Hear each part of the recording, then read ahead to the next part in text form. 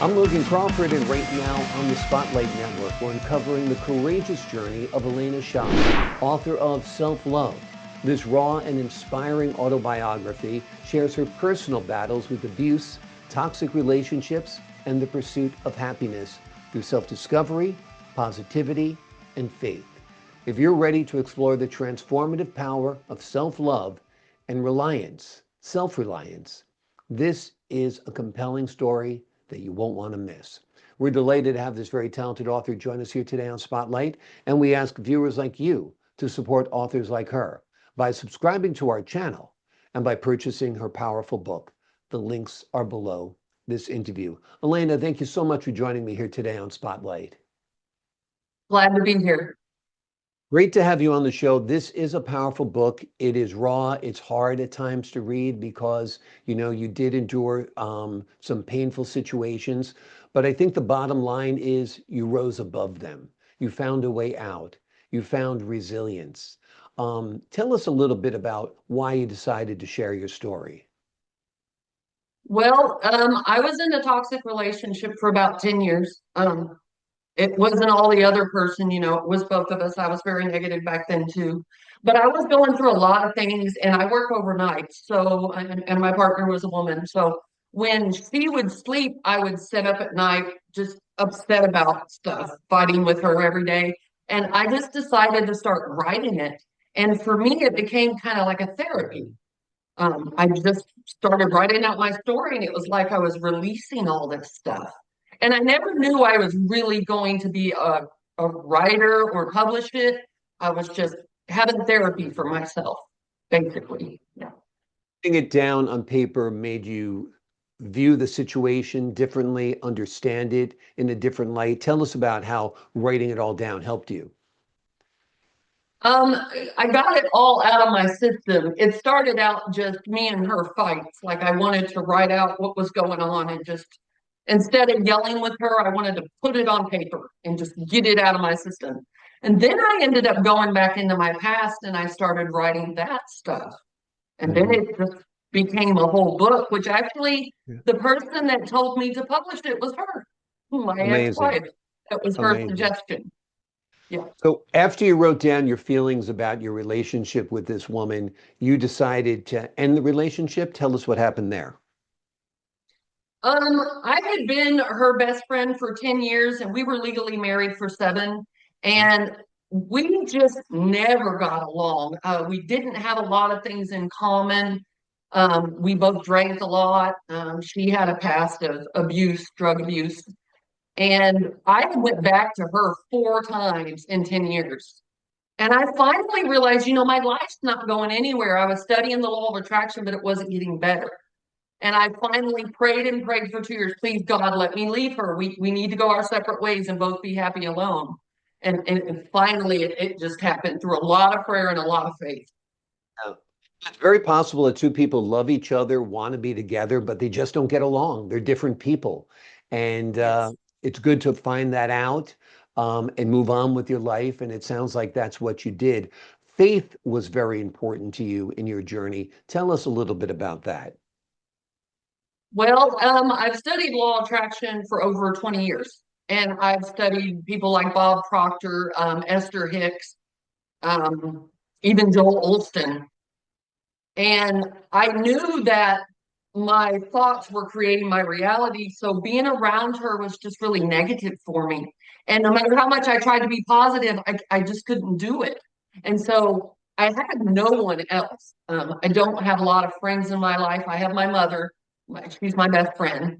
Um, and I just knew I wanted to change. Life wasn't getting any better. So I knew it was from us being together, just fighting constantly. And I knew I had to get out of it. So praying and I actually had to get on antidepressants for a while. So that did help. Yeah. Tell us about self-love, why you think it's important, how do we achieve it, and tell us a little bit about your journey to learning to love yourself. Well, what people don't realize is when you step back to the law of attraction, you create your life through your thoughts and your feelings. Okay. Everyone thinks that the money, the relationship, everything like that is going to make life better. But really, the end result is we just want that feeling of happiness. So, how are you going to make someone else happy and be in a happy relationship if you are not happy first? It is very important to love yourself first. I mean, some people have kids and you have relationships, but if you don't love yourself first, how are you going to give love to anyone else? It is very important to self-love first. I mean, when you die, you're the only one being buried there. So you've got to think about number one. But once you learn how to actually love yourself, you're more positive. You put that vibration out there, then you will attract the things that are meant for you. So, Absolutely, I agree 100%. It's sometimes hard to rewire our brains after we have been subject to abuse, often growing up, and then those patterns are repeated in adulthood because you don't recognize abuse because that's all you know. You tend to view the world as a negative place. How do you rewire your brain to look at the glass half full instead of half empty after a lifetime of abuse? well, what taught me that is I can sit around here and cry, and I did over my ex for a long time. Like I would cry, I wanted to die, didn't want to live anymore, blah, blah, blah. And I finally realized it's just not going to get you anywhere. When you're negative constantly and upset constantly, you are putting that vibration out there. You're down here. Everything you want is up here. If you Right. continue on this vibration, all you're attracting is everything negative as you stay there. And I realize every time I get on the higher vibration and I get positive, and what helps is to focus on what is good. And the biggest thing for me is nowadays, I wake up every day with gratitude. Thank you, God, for this beautiful house. I was living in my car for a while. Thank you, God, for my job. It's paying my bills at least, you know. Thank you, God, for my mother. She's my best friend. Start with gratitude and start with focusing on what's good. And you will see once you focus on the positive will come to you. The bad traffic will get out of your way. The lights will turn green. Absolutely. I have seen it in my life, and that's how I know it's true. And by the way, if you look in the Bible, there are several accounts of the law of attraction. God says, believe it and you will see it. God says, knock and I will open the door. He says, through faith, you can have everything you pray for. It is all over the Bible. I'd say Matthew has some chapters of it. So, Oh, I completely agree. The energy you put out into the universe is the energy that comes back to you. If yes, you view the place as the world as a hostile place, that's what you'll encounter. Angry people on the absolutely. road shouting at each other. But like you said, if you find that calm, you find that serenity, you find that peace, those green lights will come. The person who is cutting you off will give you a wave to say, hey, sorry, didn't mean to do that. And it's all the way we perceive things. Perception is so important, don't you think? It is. Absolutely. Yes. Yeah. Now, you've written this book, which is wonderful because I think it's a great tool for others to learn about themselves. Do you do any work with other people as far as like life coaching or anything like that? Tell us a little bit about yourself. I don't right now. I actually went to school for criminal justice. I wanted to be a cop. And then I fell into street racing. I went to school for auto body collision repair, and one of my passions is building my Japanese Fast and Furious cars. I do custom body work. I'm learning it. It's a lot of fun. I also do modeling. I've done some runway modeling in Kansas City, and so I haven't really thought about being a coach. I never saw. I used to be really antisocial, believe it or not. I didn't talk to people. I don't have a lot of friends now as I go on this spiritual journey, which my second book will talk about that more, I am attracting people to me more and more. I'll have people write me online, hey, how you doing? And they'll start telling me about how bad their life is. And I'll be like, hey, you've got to focus on what's good right now. Yeah, but I can't afford my bills and this and that. I said, well, what is your mind frame? And I find myself coaching people. And I'm not even trying to. I think that, God, spirit, universe, whatever you refer to, is just sending these people to me at work. I'll have people come to me upset, people I never talk to. And I had this woman the other day sit with me and she's like, I'm really struggling a lot. And they just feel like they can talk to me. So I don't know. Maybe I think through my books I'm coaching people though, hopefully. Yeah. Absolutely. Your book is an absolute lifeline for a lot of folks out there who are struggling. So many people have endured bad relationships, abuse growing up, and other challenges along the way. It's not an easy path through life for all of us, no matter what the person looks like on the surface. Everybody has their own challenges that they're facing.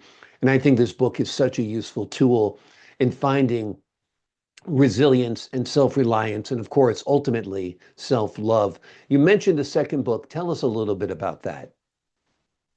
So the second book, the first book is basically my life story, the abuse, neglect I went through.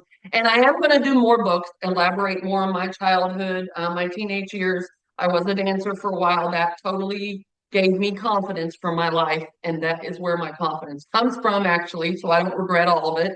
But I'll make a whole book on that. And then the book that I just wrote is Self-Love Achieved. That is where I've left my partner of 10 years finally. Because at the end of the first one, you'll see I'm leaving. I'm realizing it's not good for me.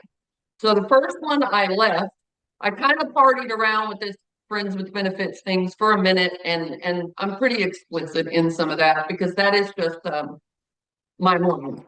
So I put it in the book and I asked the publishers, you want me to leave this in there? It's kind of explicit. And they said, no, it's you. Leave it in there. That is a side of me, that goes in there. But after I left my partner, I partied around with this other one. I actually think I may have found my soulmate online, and that will be in my new book, and we will see how that goes. Awesome. Well, But now I'm on this spiritual journey. I absolutely believe we are not alone here. God is guiding us, supporting us, and protecting us through angels, spirit guides, our past people, our past loved ones from beyond send us angels to help us. And now I'm learning how to meditate, use crystals, incense. I've been watching some people say that tarot psychic mediums are all fake. I've had too many lately that I feel like, and for me, it's been like relief. You listen to them, and it's like they're guiding me. They're giving me messages. I still get depressed. I still am alone over here. I was with someone for 10 years every day. It's hard to be alone now. I'm learning how to do it, you know. And some people don't realize is you're not alone. People are afraid to leave a relationship. Are you still happy in that relationship? And what does your life look like? Because if it doesn't look good, it's probably because you're staying in that negative space. You need to get out of that bad relationship and realize it's not the relationship that's going to make you happy. You have to make you happy. And then with a lot of prayer and a lot of faith work, you can get out of that relationship, love yourself, and let the right relationship come to you. So that is something I really want to get across to people. Well, you just did it. You did it very eloquently, and you do it eloquently in your book as well. Great, all on point, all on target, letting people know that if they're in a relationship that is not fulfilling, that they're not happy, or if they feel like they're being abused, it's a toxic relationship, you can get out and you can be on your own, and that's okay. And I think that's a terrific message to give to people. The book we're talking about today is called Self-Love. It is a raw and inspiring autobiography where the author shares her personal battles with abuse, toxic relationships, and the pursuit of happiness through self-discovery, positivity, and of course, faith. Elena, thank you so much for joining me here today on Spotlight. Thank you for having me. Thank you. It's my pleasure. And to the folks at home, I'm Logan Crawford, thanking you for your time this time. Until next time on Spotlight.